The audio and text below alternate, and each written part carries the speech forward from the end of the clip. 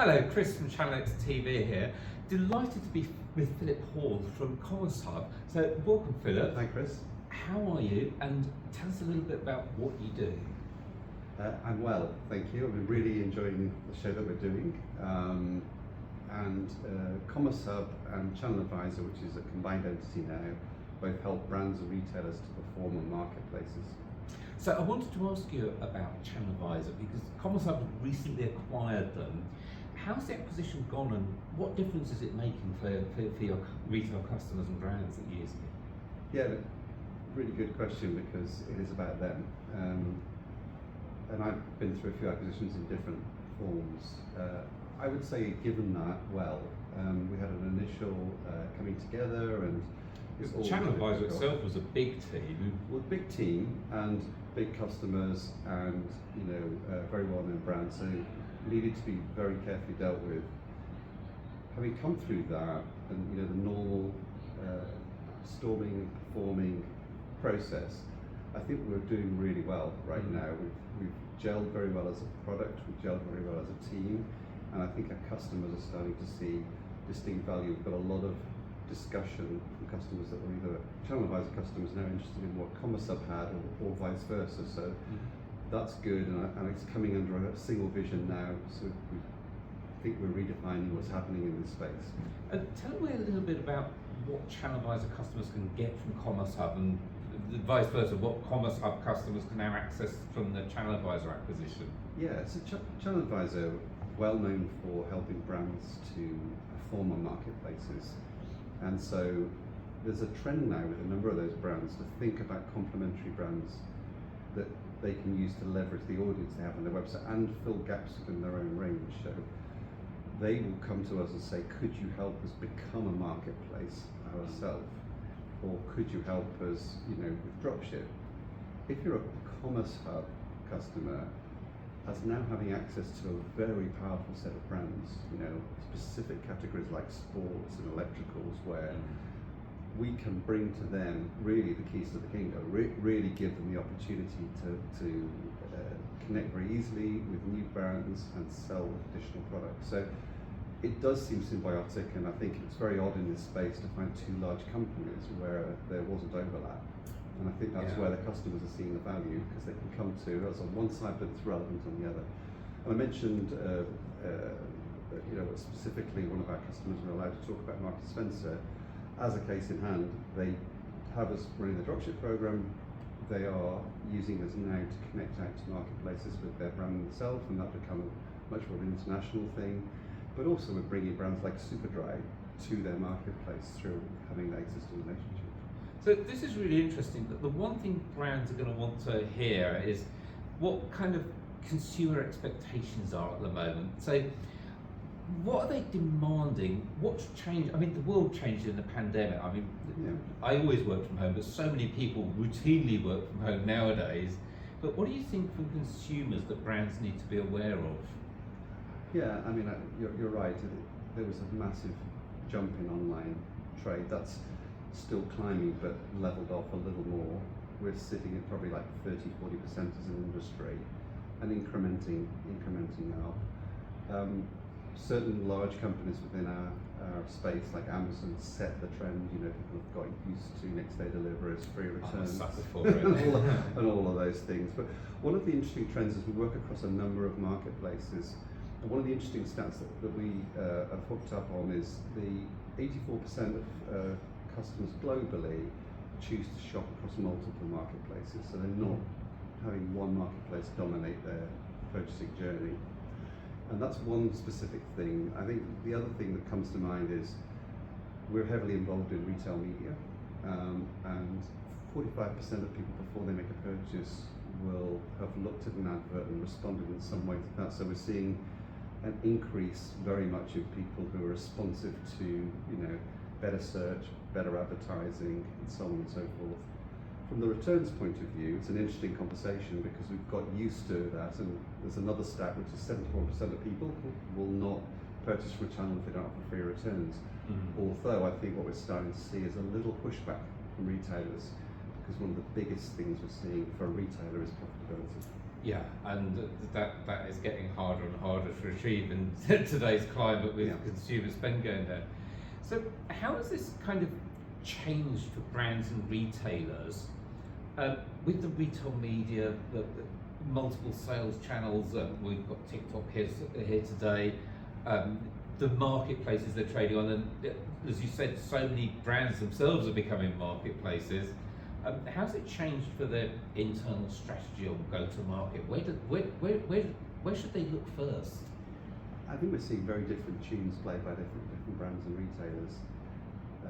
We're seeing some who are much more heavily focused on their marketplace strategy, and they're decamping a little bit from their wholesale.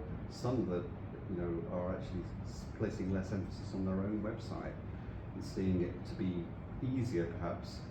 On the other hand, we're seeing brands particularly struggle with profitability in terms of, as they've gone out and go back 3 years, it was grow at all costs, and now I think there's a much more clear recognition of where they can be profitable. And D2C costs themselves is a totally different game to a wholesale. Oh yeah, yeah. And I mean, very familiar. We have a chart which we talk about, shows the growth in e-com, shows an even more dramatic reduction in profitability. Something like a 50% reduction in companies who are trading online in terms of their EBITDA. And yet e-com is still growing, so it's not going to be a problem that gets smaller. No, because I think consumers are used to that as a habit, and so whether it's profitable or not, that's how they want to shop.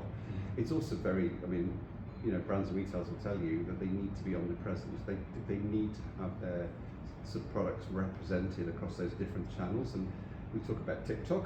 I hope and I think it will be successful. We're one of the first or earliest partners that they have in terms of connecting our brands to them. But will it be more of a marketing channel? Will it be that, or will it be actually a really good sales channel? We don't know. We don't know at this stage. And I think early signs, and literally they're still opening categories. They only just opened refurb tech last month, so no one knows how that's going to perform yet. No. But it's a very exciting channel. But with all these channels coming up, and TikTok shop only opened in the US last month, so it's literally brand new for the US market, all the learning still to come. How can CommerceHub help brands and retailers? And I'm talking about not the people that have either traditionally been CommerceHub or ChannelAdvisor customers, but the brands that have never used you. Why should they consider you? What can you do that's really going to sort of turn the needle on their business and help them? Yeah. I think genuinely we've understood that profitability is key. And so go back to the fact, and I was in a recent conversation with a global brand where it was all about how do you take products offline that are not profitable, bring products in that are, have the KPIs, have the reactivity in the system that does that. We're a very automated system that has that level of precision. So this is talking about the retail mix, the same as you decide what to have in your London store, which is kind of just a showcase, as opposed to what you have in the regional stores, which is people just buying day to day. Very true. Different sort of selection criteria, but the same principle that people, the idea of this endless aisle, I think is going away. Maybe Amazon can support that, but for many, they've got to be much more selective to say these are the reasons we represent our products. Sometimes it is to create interest in their products, to bring them back to their own ecosystem. Sometimes it's because those products are more profitable. But what we're seeing, and where I think, to your point, our system is very helpful, is we've got a level of precision in there that enables them to fine tune and go after profitability. And is that channel by channel rather than across the board? It's channel by channel, it's brand by brand, it's product by product. Yeah, so it can be very granular or it can be very generic depending on the way that the brands are looking at it. I think on the flip side, with the retailers, we've also adapted our solution now to look at last mile and to help them with things like when an order comes in and you have options, which is the best way to ship it to your customers, or how do you make that work? When your customers are checking out, have they got a really good delivery promise? And that encourages them to convert, and that helps them as well. So often with the solutions we've got, it's the level of detail that we can bring. And then second to that, I think, is the expertise of our teams. We've got people who are ex-retailers, ex-brands, talk their language, know how to make it work, and have the advantage point of looking across a wide set of, in our case, 40,000 brands and retailers, big number, to be able to make those decisions. Yeah. And I think having that broad range of brands that you deal with, it does give you that broad overview of what's going in the market. Yeah. So for those that want to come and find out more, where should they go? Should they go to ChannelAdvisor or CommerceHub, or That's a good question. where's the website these days? Yeah, it's on both. And you know, I'm not here to predict what would happen in the future, but obviously we want people to have a very good experience when they come to us. But I would say go to either, come to us, explain your need, and we will figure it out from there. And I think that's always been our approach. Both companies come with a very consultative approach.